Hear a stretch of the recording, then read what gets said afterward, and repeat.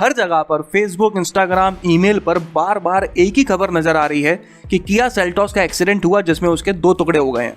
मेरी पूरी Facebook wall भरी पड़ी है इस एक्सीडेंट की इमेजेस से। हर कोई क्वेश्चन उठा रहा है इस गाड़ी की बिल्ड क्वालिटी पर कि 15 से 20 लाख रुपए में मिलने वाली गाड़ी के 2 टुकड़े कैसे हो सकते हैं। जिन लोगों को इस एक्सीडेंट के बारे में अभी तक कोई खबर नहीं है उनको मैं कम से कम शब्दों में बता देता हूं कि सचिन जायसवाल जी, जिनके पास सेल्टोस का HTX एनिवर्सरी एडिशन था, वो अपनी फैमिली के साथ एक शादी से लौट रहे थे छिंदवाड़ा नागपुर हाईवे होते हुए 11 जून को। तभी उनका एक्सीडेंट हो जाता है रास्ते में, जिसमें उनकी सेल्टोस के 2 टुकड़े हो जाते हैं। शुरुआत में तो कुछ लोगों ने ये बोला कि इस गाड़ी के एक्सीडेंट की वजह से 2 टुकड़े नहीं हुए हैं। एक्सीडेंट होने के बाद लोग बाग इसके अंदर फंस गए थे, उनको बाहर निकालने के लिए गाड़ी की बॉडी को काटा गया है। लेकिन जब इस बारे में इस एक्सीडेंट के investigating officer police inspector RR Dubey ji से पूछा गया तो उन्होंने बताया कि इस गाड़ी के अंदर 5 पैसेंजर बैठे हुए थे, जिनमें से 3 की ऑन द स्पॉट डेथ हो गई और आगे बैठे हुए दोनों पैसेंजर्स क्रिटिकल कंडीशन में हॉस्पिटल में एडमिट हैं। उन दोनों में से एक पैसेंजर ने बताया कि ये एक्सीडेंट असल में हुआ कैसे है। उस पैसेंजर ने पुलिस को अपने बयान में बताया है कि नेशनल हाईवे 547 पर वो अपनी सेल्टोस में बैठकर चले आ रहे थे, तभी एक मोटरसाइकिल वाला अचानक से इनके सामने आ जाता है, जिसको बचाने के लिए ड्राइवर सेल्टोस को रोड से नीचे उतार देता है। लेकिन कुछ ही दूरी पर पुलिया की बाउंड्री होती है, उससे बचाने के लिए वो अचानक से एक शार्प राइट टर्न लेता है, लेकिन गाड़ी पूरी तरह से मुड़ नहीं पाती और पुलिया में जाके टकरा जाती है और उसके 2 टुकड़े हो जाते हैं। साथ ही में पुलिस ने यह भी कंफर्म किया है कि किसी ने भी गाड़ी को काटा नहीं है, एक्सीडेंट से ही इस गाड़ी के 2 टुकड़े हुए हैं। तो अब बात आती है कि क्या ये नॉर्मल है? किसी एक्सीडेंट में गाड़ी के 2 टुकड़े हो जाना क्या ये आम बात है? तो जवाब है बिल्कुल भी नहीं। आपने, मैंने, हम सब ने एक से एक भयानक एक्सीडेंट्स की इमेजेस देखी हैं और कईयों बार तो वीडियो देखा है जिसमें गाड़ी के परकच्चे तक उड़ जाते हैं लेकिन 2 टुकड़े नहीं होते। हालांकि ऐसा नहीं है कि पूरी दुनिया में सेल्टोस पहली ऐसी गाड़ी है जिसके 2 टुकड़े हो गए हों। इंडिया की ही बात करें तो यहाँ पर मारुति सियाज की टेस्ट ड्राइव ली जा रही थी और इसकी टॉप स्पीड को चेक किया जा रहा था, तभी ये आउट ऑफ कंट्रोल हो जाती है 170 किलोमीटर पर आवर की स्पीड पर और जाके पेड़ में टकरा जाती है, 2 टुकड़े हो जाते हैं। BMW जिसे जवान लड़के चला रहे थे काफ़ी ज़्यादा तेज़, अगल बगल वालों ने बताया कि 200 किलोमीटर पर आवर की स्पीड पर यह गाड़ी चल रही थी, आउट ऑफ कंट्रोल हो जाती है और ये भी जाकर पेड़ में टकरा जाती है और इसके भी 2 टुकड़े हो जाते हैं। लेकिन इस सेल्टोस की ना तो टॉप स्पीड चेक की जा रही थी और ना ही इसे कोई जवान लड़का चला रहा था। इसमें एक फैमिली बैठी हुई थी और एक फुली मैच्योर्ड बंदा इस गाड़ी को चला रहा था, तब जाकर इसका एक्सीडेंट हुआ है और 2 टुकड़े हुए हैं। बस यहीं से मैंने इस टॉपिक पर रिसर्च करना शुरू करा, जिसके बाद मुझे 2 से 3 काफ़ी इंटरेस्टिंग पॉइंट्स पता चले हैं जो आप में से शायद कुछ लोगों को पसंद नहीं आएंगे। मैं आप लोगों को पहले भी बता चुका हूं कि इंडिया में काम करने वाली कुछ कार कंपनीज ऐसी हैं जो अगर इंडियन मार्केट में किसी नई गाड़ी को लॉन्च करती हैं तो उसमें काफ़ी कॉस्ट कटिंग करती हैं और उनकी कॉस्ट कटिंग की शुरुआत गाड़ी की बिल्ड क्वालिटी से, उसके स्ट्रक्चर से होती है। लेकिन जब वही कंपनी उसी गाड़ी को दूसरे देश में लॉन्च करती है तो उसकी बिल्ड क्वालिटी को स्ट्रॉन्ग कर देती है। इसी सोच को लेकर जब मैं आगे बढ़ा तो मुझे ये मिला जो आप अपने स्क्रीन पर देख सकते हैं। यहाँ पर आपको 2 गाड़ियों के बॉडी स्ट्रक्चर दिख रहे हैं, एक के ऊपर SP2 लिखा हुआ है और दूसरे के ऊपर SP2i लिखा हुआ है। ये SP2 और SP2i क्या है ये मैं आप लोगों को बता देता हूँ। जब इंडिया में सेल्टोस को लॉन्च नहीं किया गया था, सिर्फ सड़कों पर टेस्ट करते हुए देखा जाता था, तो किया मोटर वालों ने सेल्टोस का कोड नेम रखा था SP2i।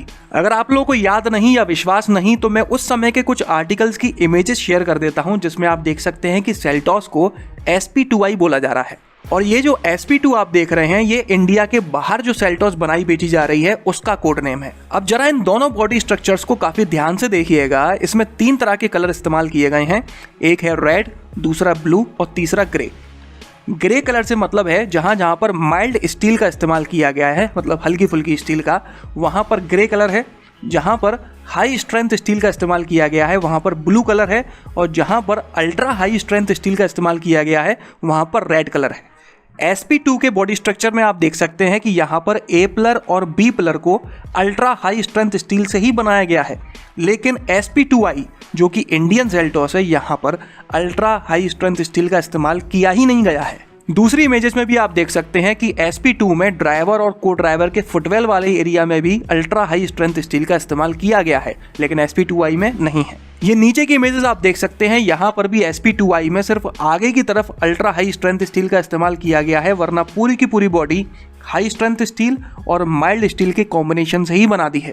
इस बारे में जब मैंने और पता किया तो मुझे पता चला कि किया मोटर्स इंडिया के बाहर पूरी दुनिया में जिस सेल्टोस को बनाकर बेच रही है उसके बॉडी स्ट्रक्चर में इन्होंने 61% एडवांस्ड हाई स्ट्रेंथ स्टील का इस्तेमाल किया है।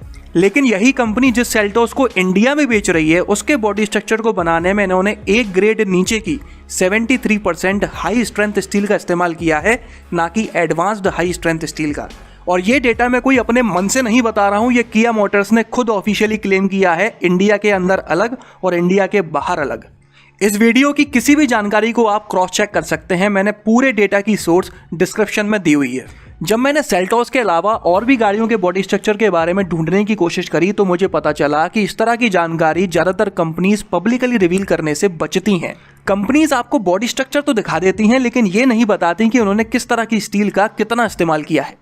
और रही बात इस डेटा की जो मैं आपको दिखा रहा हूं, तो जिस बंदे ने ये शेयर किया है उसने पेड रजिस्ट्रेशन ले रखा है किया मोटर्स वर्ल्ड वाइड का।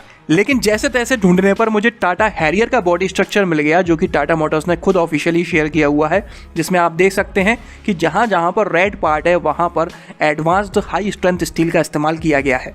अब इसके स्ट्रक्चर और इंडियन सेल्टोस के स्ट्रक्चर में डिफरेंसेस आप खुद देख सकते हैं। Mild steel, advanced high strength steel और अल्ट्रा हाई स्ट्रेंथ स्टील कितनी मजबूत होती है ये किया वालों ने खुद टेस्ट करके वीडियो में दिखाया हुआ है, आप स्क्रीन पर देख सकते हो। तो ये तो हो गई एक बात। अब दूसरी बात के बारे में बात कर लेते हैं। तो पूरी दुनिया ने, हर किसी ने आपको बताया कि ग्लोबल एनसीएपी क्रैश टेस्ट में सेल्टोस ने 3 आउट ऑफ 5 स्टार्स की टेस्ट रेटिंग स्कोर की है। लेकिन किसी ने भी, इनफैक्ट मैंने खुद ने भी आपको डिटेल में नहीं बताया कि इस गाड़ी ने कैसे 3 स्टार स्कोर कर पाए हैं। तो आइए जरा ग्लोबल एनसीएपी की गलियां भी घूमे आते हैं।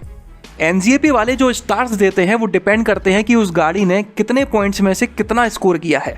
एडल्ट ऑक्यूपेंट्स के लिए 17 पॉइंट्स में से कितने पॉइंट स्कोर किए हैं ये देखा जाता है, जबकि चाइल्ड ऑक्यूपेंट्स के लिए 49 में से कितना स्कोर किया है ये देखा जाता है। अब कितने पॉइंट पर कितने स्टार दिए जाते हैं वो आप अपनी स्क्रीन पर देख सकते हैं। ये डेटा मैंने नहीं बनाया है, ये ग्लोबल एनसीएपी का ऑफिशियल डेटा है, डिस्क्रिप्शन में लिंक दी हुई है, चाहो तो जाकर चेक कर लो। इसमें आप खुद देख सकते हैं कि अगर गाड़ी 0 से 2 पॉइंट के बीच में स्कोर करती है तो उसे 0 स्टार मिलते हैं, 2 से 5 पॉइंट के बीच में स्कोर करती है तो उसे 1 स्टार दिया जाता है, 5 से 8 के बीच में 2 स्टार्स, 8 से 11 के बीच में 3 स्टार्स, 11 से 14 के बीच में 4 स्टार्स और 14 से 16 के बीच में 5 स्टार्स दिए जाते हैं। और अब देख लेते हैं सेल्टोस की क्रैश टेस्ट रिपोर्ट, जिसमें आप देख सकते हो कि इसने 8.03 पॉइंट स्कोर किए हैं आउट ऑफ 17, मतलब कि 3 स्टार की मिनिमम बॉर्डर लाइन से सिर्फ 0.03 ज़्यादा है। अगर इस गाड़ी को 2 स्टार बोला जाए तो वो भी पूरी तरह से गलत नहीं होगा। जैसे तैसे ये गाड़ी पास हो पाई है, वो भी पूरे एक नंबर से भी नहीं, सिर्फ 0.03 से, और रिजल्ट आपके सामने है ही। इसी ग्लोबल एनसीएपी में 2 और 3 स्टार स्कोर करने वाली बाकी गाड़ियों का स्कोर भी एक बार देख लेते हैं। अर्टिगा जिसे 3 स्टार्स मिले हैं उसने 9.25 पॉइंट्स स्कोर किए हैं आउट ऑफ 17, मतलब कम से कम आधे से ज़्यादा तो कर लिए। रेनो डस्टर जिसको 3 स्टार्स मिले हैं, इस गाड़ी ने तो भाई सिंगल ड्राइवर एयरबैग के साथ 9 आउट ऑफ 17 पॉइंट्स स्कोर किए हैं। इसी तरह से फोर्ड एस्पायर ने भी सिर्फ डुअल एयरबैग्स के साथ बिना एबीएस बिना ईबीडी के 10.49 पॉइंट्स स्कोर किए हैं आउट ऑफ 17, मतलब कि 4 स्टार लाते लाते रह गई। जबकि सेल्टोस में तो डुअल एयरबैग्स के साथ ABS, EBD, seat belt reminder, seat belt pretensioner जैसे सेफ्टी फीचर्स भी थे। स्विफ्ट जिसे 2 स्टार्स मिले हैं, इस गाड़ी ने 7.08 स्कोर किया है, मतलब कि सेल्टोस से सिर्फ 1 पॉइंट कम। इसी तरह से वैगनार ने 6.93 स्कोर किया था, सेंट्रो ने 6.74 स्कोर किया था और ग्रैंड आइटेन नेओस ने 7.05 स्कोर किया था। मतलब इन सभी गाड़ियों ने लगभग सिर्फ 1 पॉइंट कम स्कोर किया था और सेल्टोस ने 0.03 ज़्यादा। तो ये तो हो गई build quality, body structure, score के बारे में दो तरह की बातें हैं। अगर हम बात करें सेफ्टी फीचर्स के बारे में तो यहाँ पर भी कुछ कमियां कम नहीं है।